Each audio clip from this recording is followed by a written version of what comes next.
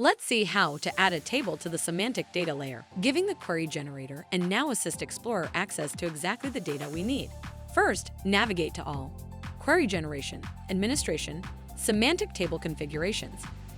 This is where we manage the tables available in the semantic layer.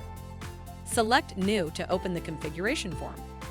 Before choosing a table, make sure your session application scope matches the scope of the table you're adding. Then we select a table from the table name list, for example, the Analytics Task Table. Next, we choose whether to enable semantic generation and whether to include child table hierarchies. Both options are enabled by default. When ready, select Submit. To confirm the record was added, we navigate to Query Generation, Semantic Layer, Entities. Here, we search for the new entity and verify it's marked as active. Then review the dimensions list to confirm the table columns are present and active.